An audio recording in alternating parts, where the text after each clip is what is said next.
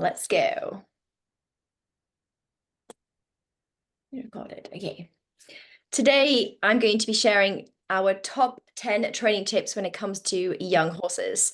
I've got Alice Hurley with me. She is a dressage rider and trainer with over 25 years of experience in this dressage industry.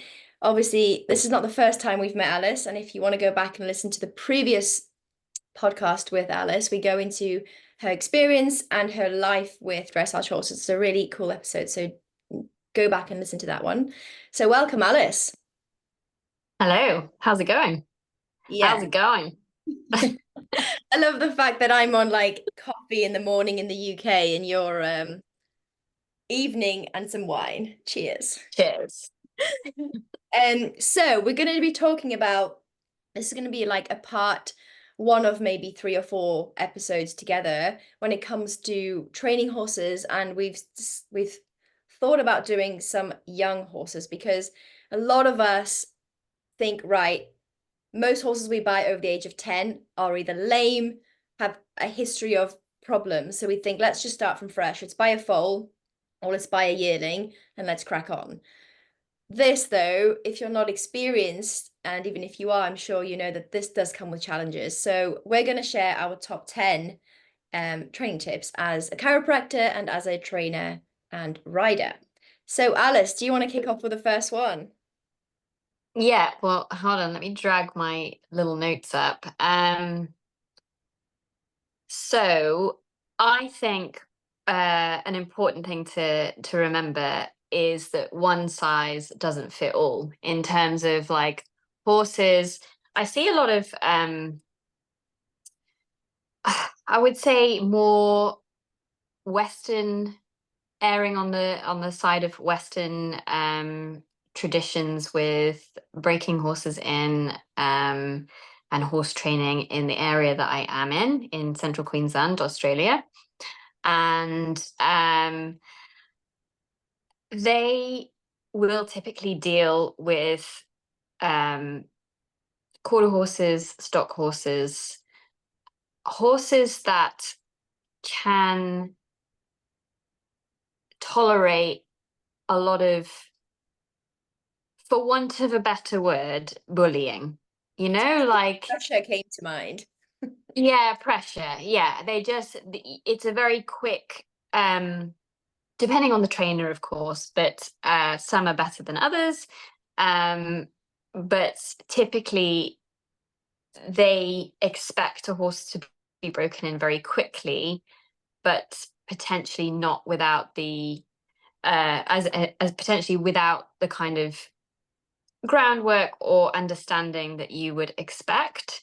And I think because of that, particularly around this area, but everywhere really, people feel that there's only one approach to training horses, only one approach to breaking horses in.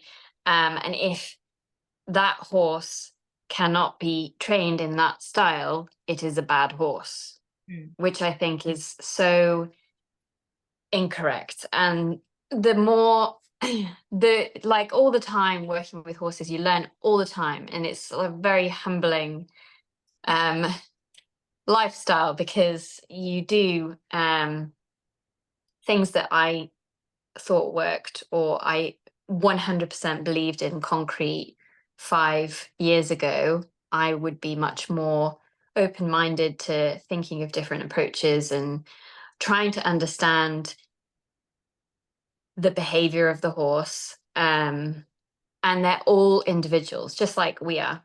And, you know, they all have, whether it's past experiences before coming into training, whether that's breaking or, you know, whatever, or it's their personality, or it's usually a bit of both. And I think definitely you have to explore different approaches and adapt to the horse that you have in front of you. I That would love be that. my first one. Yeah, no, I love that. And it's made me think a few things you said. So my history was working for a behaviorist back in the day. and he was like quite famous and well known for starting horses in under 5 minutes, which was an interesting technique, and one that, as you right, Impressive.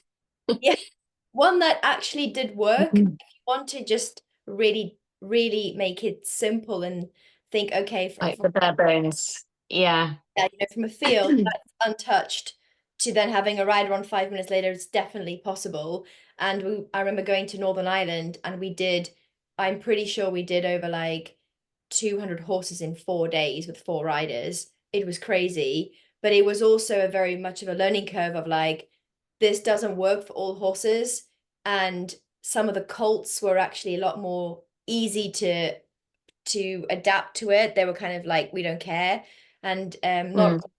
fillies, the female horses were very much like, my We're head is not having any of that my shit. head is blown. Like you might be able Yeah. to have the Yeah, that's rider it. on and go Too forward, fast, too soon. but you're not Yeah. going any direction that the rider wants to go. You're going to go wherever the miscommunication is happening. So yeah, I Yeah. totally agree with that. Um, yeah, I my number one was very similar to yours, but actually assessing posture and monitoring growth. So thinking from my chiropractic therapist side, I think a lot of training young horses, we should be monitoring them at least every month. And by that I mean taking pictures. So stand your horse up on level ground, Mm. get your phone out, which we all have, take a picture of their body. Because when you see them every day, you might not notice those little changes in the withers or the croup. Yeah, And absolutely. your third, yeah, Especially breakers as well, like those young horses, 100%. yeah. And I think like actually um that's a good point as well, in that going back to the one size fits all thing, like whether we're talking about breakers or talking about young horses or green horses, like there's horses at 3 years old might look strong, robust, ready to do a bit of something. And there's other horses that physically they're just not ready for it yet. And spot on. And a lot of the questions I get, I don't know if you get the same, which is, Nika, should I start my young horse who's a 4-year-old or a 5-year-old or even a 3-year-old? And my first response is, I need to see your horse or take a picture of your horse, because if the back ends up here and the front ends up here, please don't get on your horse. Like, let's think about the physics of that. If the horses are Mm. naturally more on their forehand, even before the rider gets on, like we're causing problems for our horses. So there's other things we can do. But like you said, and this is what I found with some of the yearlings from many years ago, was the ones that quote unquote responded well to that 4 minute technique were in proportion. They looked like they were Mm. ready to almost to sit on. The ones that weren't Yeah. were those fillies with the croup being about a foot higher than the withers. They're Mm. just awful Mm. to sit on. And from a skeletal perspective, and there's actually more research to show that our horse's spine, yes, the under below the carpus, as in we call it the knee, below the stifle, that pretty much matures, earlier on. But the spine can take up to like the age of 8 years old, which I think is quite frightening, because most horses nowadays at 8 years old are competing high level. Oh, yeah, yeah, for sure. Especially if you look at the dressage industry, 8 years old, they're doing Grand Prix. That's it. And what's your third tip? Um, okay. So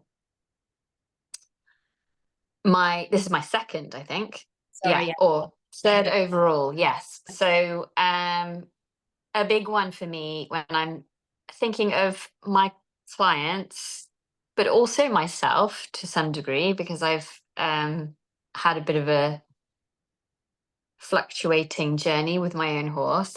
But I think it is, and now I'm touch wood coming out the other side, is to be patient and not to compare your horse's journey with someone else's horse that might be the same age, because like we've just said, they're all entirely different. They're different conformation, different breeds, different attitudes to work. One might be more trainable than the other. And I think the big thing is, if you have got a horse, I'm probably talking to myself now. If you have got a horse that is challenging in terms of physically immature as a young horse, mentally tricky to deal with, and a few gaps in the training or a few missing links, is to just trust the process. So know that if you put in what you want to, look at the bigger picture. If you want to achieve X, Y, and Z in 2 years, 5 years, 10 years, what do you need to do in these small little steps, weekly, monthly, whatever, to get to that point, rather than freaking out that you haven't taken your horse to a prelim competition by the time they're 5 or whatever. Do you know what I mean? Love that. Because I think it's just I think you have to stay consistent and be patient, but also be disciplined in your approach, and know that eventually, through all the challenges, you will be rewarded. It actually, you've mentioned it was my third one, which I've said patience and consistency. And again, I totally agree with everything you've said. And I'm thinking from the body perspective, because I'm going to keep going back to the body work here. We all know that if we go and join the gym and say let's just say we want to grow our glutes, right? How long do most people think Booty. that takes? Yeah, that booty. I mean, it doesn't take 2 weeks. It doesn't take a month. It doesn't take 2 months. It can take Yeah. months, up to 9 months to a year to grow that area. For some reason, Hmm. when it comes to horses, especially here, Yeah. a lot of us are like, well, the saddle's been on last week. Like, Yeah. Why isn't it doing flying changes already? I want to ride it. And I'm like, well, those muscles, those spinal muscles now need to be conditioned to a saddle. And also, we have to take out some responsibility here. Our expectations of what our horses can do have just gone like this the last, years of working in the industry. We now expect young horses to Mm. come out 100%. move Yeah. the leg Yeah. raise. And I think also, obviously, like with everything, social media doesn't help, because you look at all these foot perfect, like amazingly beautiful riders on these amazingly beautiful, powerful, spectacular stallions. And, you look at the caption like 3-year-old stallion, blah, blah, blah. And you're like, holy shit, I can't ride like that. My horse doesn't go like that. And what I'm Yeah. actually thinking is the body work and going, how many horses have we gone through to get to that one? And is that horse completely sound, or is that just a moment in time? That you're right, we post all the good stuff, but we all know, and you and I know especially, and feel free to share your experience with your youngster. Like, Spirits. it's never an easy road training young horses. Like, we need to lower our expectations. It's frustrating, very difficult, very challenging, very costly, but we love it. Yeah. Yeah. Yeah. And I think, I don't know if I'm talking out of turn here, but I feel personally, in Australia, or from the kind of stuff that I see, I feel like I've always tried to be very transparent, like very authentic with how difficult things can be at times, and horses are horses. And I feel like the kind of equestrian environment in Australia is to only show nothing bad ever happens. You're not alone. I if mean, it's if fast here. something bad happens, you are a bad rider or you have a bad horse, rather than showing the reality of what it is. and it truly is. I mean, of course, some horses are much easier than others. And you're blessed if you have one of those.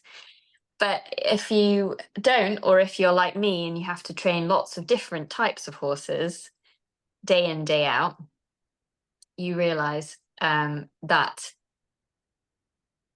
there are peaks and troughs and plateaus as you go through and develop with your horse, and what problems arise, whether that's physically with the horse or training issues, or Yeah, both.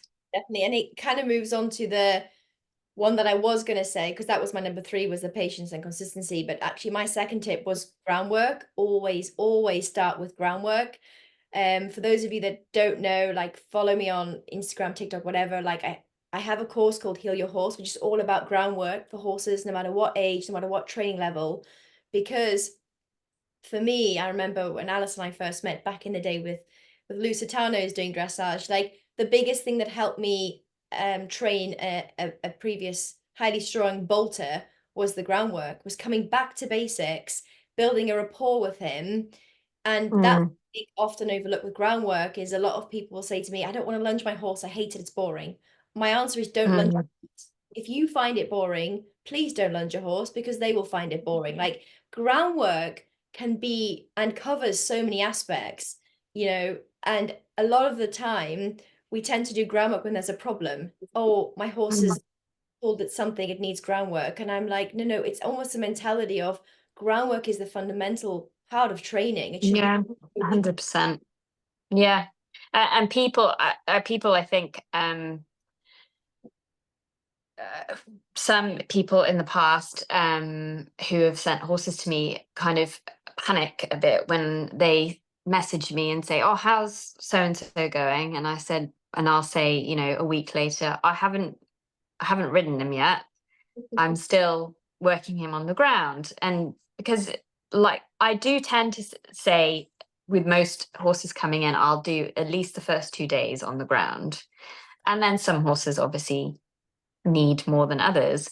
But I think there's so much value. In fact, like, it's invaluable doing the stuff on the ground before jumping on. And for me as a rider, like, obviously the most important thing is safety. I want to make sure, how is the horse reacting to me, to pressure, to noise, to the contact, things like that, to the saddle being on, to the, how is it moving? Is it tight? Does it look like it's going to plant a buck? All these kind of things. But it's just a great way. I know that I can establish, or at least see, the contact I want, the connection I want forward to the bridle, happily going in and out of transitions, balance, listening to me, because my voice is a big thing. Like, especially with the young horses, I like to, you and I were always chatting away to the horses. But I like the horse to learn my cues before I get on board. And And more, that's exactly it. Yeah, it's those subtle yeah, cues. And I was saying again, from that body, it prepares their body for more weight. And we do yeah, often forget that, I think, even not only with young horses, but like even when it comes to rehabbing. I see a lot of horses that have done a period of stall rest. They've done a period of in-hand walking. They might have lunged and then it's straight on board. And I'm thinking, what about that really important process of the saddle without the weight of the rider? mm-hmm, And also with groundwork, just to make a point there, which again, I have loads of YouTube videos, guys, of me doing basic groundwork, not basics, the wrong word, just varying groundwork exercises for anyone to try. But the groundwork for me, the perception should be explore range of motion, which is what you're saying, a range of movement. Sorry. mm, So you're mm, exploring, you're seeing if your horse can, as Alice said, bend to the right, bend to the left. Are they actually struggling to do that without the weight of a rider? And if they are, should we be riding them? Should we first alter that from the ground, give their body the best chance before we then add more yeah, pressure to the weight? Yeah, that's right. And like especially horses coming in from a break, whether it's from an injury or not. But I think or like ex racers, I get a lot of ex racers coming in. And I think that's exactly what I say to the owners, if they're not respond at a place where I think I can sit on them, it's not fair on the horse. Like if they've had 2 years sitting out in the paddock, or if they've been in a racing isn't even a different discipline, it's just a completely different lifestyle for the horse. Like it's so removed from anything else. And particularly over here, the where they're based usually in out of the track, like they have no turnout, they go on the horse walker, that's it. Like probably the quality of life for the race horses over here, unless they're having a spell, um is not as good as what it could be in probably in the UK and Ireland. But yeah, I just think if they're not if their body's not ready for the rider, then it's not fair on the horse. And that's probably the same with breakers as well, really. Yeah. So I think are you on number 4 for you, or are you number 3? Um, Let me have a wee look here. I'm on my number 3. Do you want me to go ahead? Go for it. Um, Okay, so this is a good one, I think, and it applies to all horses, but most importantly, young horses, is that don't be afraid to seek help. Because I think giving the horse confidence is so important as like at a young age. And I think if the rider isn't prepared, which is completely fine, like you shouldn't be expected to break your own horse in or to ride a fresh breaker or to whatever. But if the rider isn't prepared or isn't um, confident or knowledgeable enough to ride calmly and confidently through problems, then you need to seek help from someone who you trust and someone who you admire as a rider or a coach, because at especially breaking in, it's such a crucial age for, if anything, if the rider gets nervous or scared, which then translates onto the horse, something happens, the horse is then going to remember that. And that's such an impressionable age and such a milestone in their lifetime is the breaking in process. If you're not prepared to take whatever might come with it. Because I mean, you can prepare, like we said, with the groundwork and things like that. You can prepare as much as you like, but when it comes to like sitting in the saddle, who knows what's going to happen? So, I mean, Think you for can have a that. good idea, of course, but and that's like for me, like with Buddy, um, at the time we didn't have the facilities anyway when I sent him away for breaking in, but I knew he was going to be really tricky, and I knew that I wouldn't have the time and quite honestly the skill to to break in a horse like him. So he went away, and I was really happy with the person who broke him in. And he did a lot of groundwork, a lot of desensitizing, and lots of riding out and about in the paddock, which is what I wanted, not just arena rides and things like that. But it's also the same, not just talking about breakers, but also just young horses in general, which is where I come along most of the time. People I don't break horses in. I don't want to do that. Don't have an interest in doing that. Um, But yeah, once I think, you know, if you don't have the time or the confidence, then enlist the help of someone who you trust and respect. Yeah, I love that. And I will just go on from that one to my number four, which is I want and I advocate milestones, not frameworks. So not a framework. And this goes into quite nicely what you were saying when you seek help is a lot of us are like, Nika, how long should I spend long lining my young horse? Or how long should I spend lunging? Or how long this? And I'm thinking, I would love to give you a magic recipe and say, follow this week by week, which you can do to some degree with exercises, corrective exercises. But fundamentally, how long is a piece of string? Like it's a mild That's right. achievement. If you, when you assess your horse and say you're watching them, say you're in the long lining phase and you're thinking, right, I now want to introduce a saddle.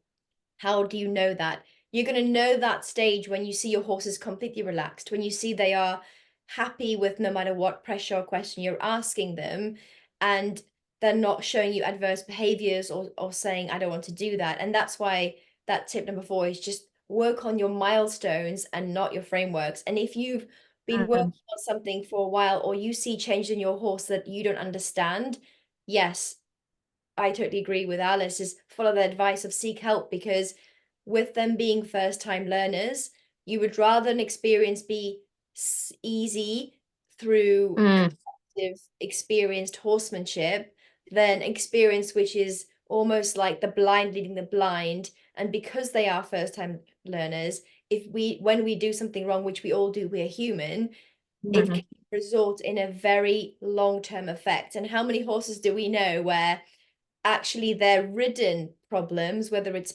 bucking, bolting, sensitive to the leg, are actually caused because the incorrect training from the beginning was, they put a dummy on them and went wrong. 100%. Like Oh, 100%. it's There's scary. that many that Yeah. I can even think about, you know, between you and I when we had horses coming in, but also, um, yeah, even just over the last sort of 3 years or so. And usually people aren't very honest. Yes. So they don't like to own up to the fact that they fucked up. Yeah. And they want you to see if you can magically wave a wand instead of finding out the hard way and the horse trying to, yeah. But yeah, I think also, like, I'm very much, I think it's whatever's within your skill set. It's just like I can't trim a horse's Feet. foot, so I pay someone else to do it who is experienced and qualified. It's the same thing with like my rising 2-year-old at the moment. Um, I it's not really in my like obviously I can handle a horse, but at the same time, like I would rather pay someone who does it day in, day out, does it well, who I can sit and watch and, you know, enjoy my horse being handled and being educated properly. And, you know, now he can tie up and he can be hosed and I can put a rug on him and all these things, and it makes my life a lot easier. So yeah, I think I'm all for using people who have that skill that I don't. I don't know if it's like an ego or a pride thing. But we're almost like, no, I can do that. If I can ride a horse, I can easily train a young horse. And there's something in me where I'm not saying I 100%. know everything. Like I myself, am the same where I used to have that mindset, but I'm just like you now, where I'm like, do you know what? I actually value my time. And I think also it's also people seem to think that if they're not doing the work, the horse won't like them, or the horse won't have the bond with them. They need to do it. Yeah. A little bit like, Yeah. no. Well, this Yeah. opinion, but yeah. Yeah. Yeah. I think, yeah. Um, I think it is 100% an ego thing. Yeah, I do think you're right with that, but I'm okay with that. Like, you know, I have no, like, you know me, I have absolutely zero interest handling young horses. Never liked it. Always get kicked. Don't enjoy it. I don't even think they're that cute until you can put a saddle on them, really. But Love yeah, I think if someone can do it better than me, great. You got the job. I wanted to make this podcast half an hour, so I'm going to stick to that. So, what are you on number 4 or you're number 5 with your tips? Um, okay, hold on. Whoops. So I will be coming up to my number 4. Okay, let's hear it. I can speed through it if you like. But it kind of ties in with pretty much what we've been saying, which is I think that you see so many people with, and this doesn't apply to young horses, I think it heavily applies to off the trackers as well, that they will spend a fortune on a brand new saddle, brand new bloody fluffy matchy boots, Did not and think you about know, this. This is true. they'll get like you know, a made to measure bridle. Literally everything's worth 5 times the amount of the horse at that stage. um my biggest thing is you've to spend your money on quality training, quality coaching, whether that's what we just said, enlisting the help of a trainer or handler or whatever to make your life eventually easier, or just a good coach, someone that you respect and trust to help you along your journey. Spend your money on that, not on your $7,000 saddle or your bloody fluffy whatever it is. Everything's fluffy. Don't get me wrong, I love a bit of fluff, but the horse has got to earn it. Oh, I love that. And I didn't think about that. So thank you for sharing that one. That is a big thing about me. And then they have no money to left to spend on the horse afterwards, after that That's it. They're just $7,000 like, oh, they saddle. don't want to have treatments. They don't want to have massage. They don't want to have lessons, you know, Yeah, more than once a month because, oh, I can't afford it. Well, that's just because you spent a fortune on a bloody, saddle. like, I think you need a correctly fitted saddle, but you can have a nice, a good condition, well worn saddle that's going to be comfortable for the horse Yeah, for a fifth of the price. I love that. And I'm just going to move on to the next one just for time. Actually, my 5th tip was working on quality, not quantity of work, especially depending on the age of your horse. But for me, like young horses don't have to have a lot of work to achieve progress, again, depending on their conformation and the discipline you want to do. But spending, even in the early stages, just 20 minutes in walk work with your young horse would be more beneficial consistently for 4 weeks than trying to friggin' hack it up the road or go for a canter or lunge it, where you can create injuries in their already weak posture. So Yeah. if there is quality of work, not quantity in the early stages of your young horse, is that optimum time of, oh, we've made progress, stop, reward, get them back out. That's enough. Mm. And often with baby horses, the battery's flat after 20 minutes anyway. Yeah. So yeah, but no, 100%. And but even for older, it's something that I say all the time is do not underestimate how important and how much value you can get out of doing stuff in the walk. I say that all the time. Think we should do another one just on the walk work because Yeah, so much you can do in walk. yeah, 100%. Especially with the older horses because you're saving all the kilometers and impact on their legs. You So, can do so much warming up and so much moving them around. And yeah, I'm a big fan of that. what's your number 5, your last one? Okay, my last one is so my last one is to take breaks. So this applies to both within your session. So what you just said, quality over quantity. So any horse really, but particularly young horses, if you get to that sweet spot and the balance feels quite good, you've got the forward, you can work on a little bit of suppleness over a few 20-meter circles, changes direction, whatever.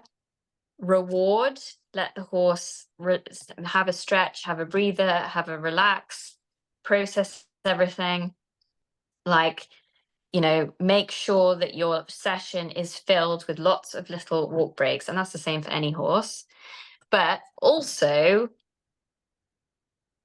I think there's this big expectation of, once you're riding your horse, that how much and how often you should be riding. I think it's important to give your horse days off. And I think it's important to give your horse weeks off, especially when they're young. So there's actually, I read it somewhere, there was a dressage coach over here who said something about, she would have, with a young horse, she would work them for 5 weeks and give them 2 weeks off, or something like that. I don't know exactly, and I think that's just because of my lifestyle, and traveling for coaching and things like that, or going away.